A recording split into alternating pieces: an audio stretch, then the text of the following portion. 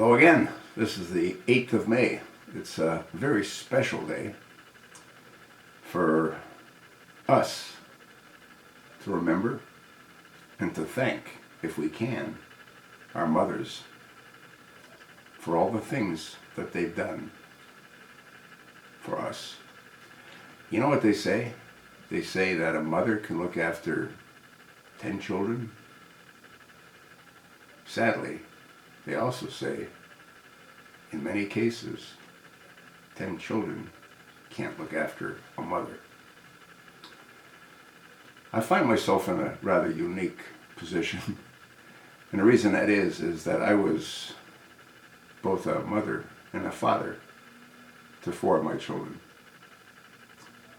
Yeah, the first 2 daughters were 5 and 4 when I ended up getting them. They actually lived with my mother for about a year or 2.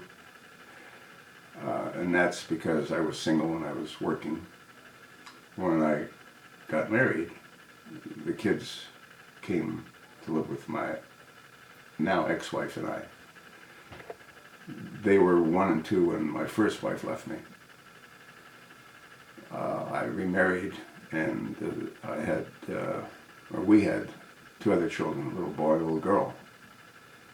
And my wife, I think she was 39, maybe 40, and she started to wander. And my son was 9 and my daughter was 6 when my wife decided she no longer wanted to be married to me. I actually shared this story once before, but this is probably for my new viewers. My wife, December 23rd, 1990, after having taken a 2-year paralegal course that I paid for her. She was a dental hygienist that worked the first 2 years of our 14-and-a-half-year marriage. In either case, I spent December 23rd, 1990 in Orange County Jail in Orange County, California. My wife charged me with spousal rape. I was released the next day, and the DA did their investigation, and they realized that none of it was true. I've never even had a parking ticket, let alone being accused of raping my wife. What that really did is it set the stage for the divorce. I was ordered out of my own home, and I was served New Year's. Yeah, I was served by her girlfriend. My wife called me and said, "The kids want to talk to you." She took the kids to Sedona, Arizona, and she said that the kids want to talk to you, so would you please be home? I returned, she called me on my cell phone. I returned home, and her girlfriend knocked on the door and handed me the divorce papers. In either case, my son again was 9 and my daughter was 6. When my son turned 14, he came to live with me. And when my daughter turned 14, she came to live with me. I raised all 4 of them. You know what's sort of sad? I didn't receive a Mother's Day card. You think I should have? I mean, I'm lucky if I get a Father's Day card. If I had to do it all over again, would I? I don't know. Fortunately, the kids are no longer kids, and they're all doing exceptionally well. So if nothing else, I have that to pat myself on the back with. My mother died in 1997. And the Mother's Day prior to her death, I actually responded to one of my viewers that thanked me for that little message that I sent to Ginny, a 92-year-old woman, for Mother's Day. And I told her what I did for my mother, which was the last Mother's Day that she had on this earth. She lived in Florida for the winter and Toronto, Canada for the summer. And I filled her condominium while she was out with Hawaiian flowers.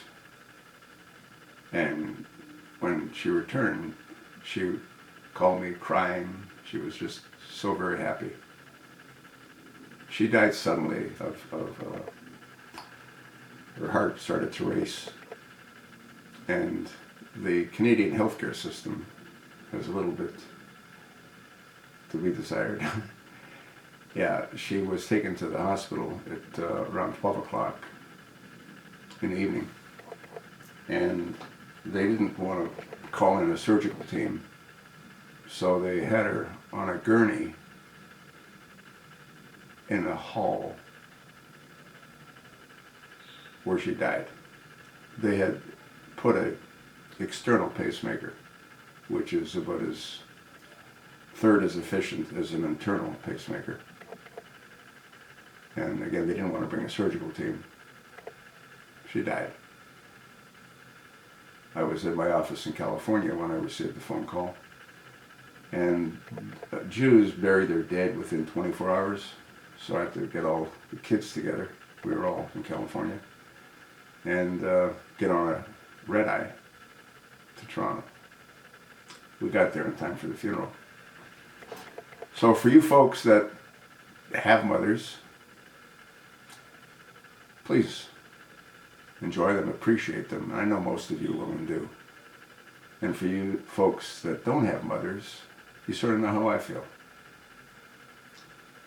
And again, do you think maybe I should have got Mother's Day gifts for my kids or cards?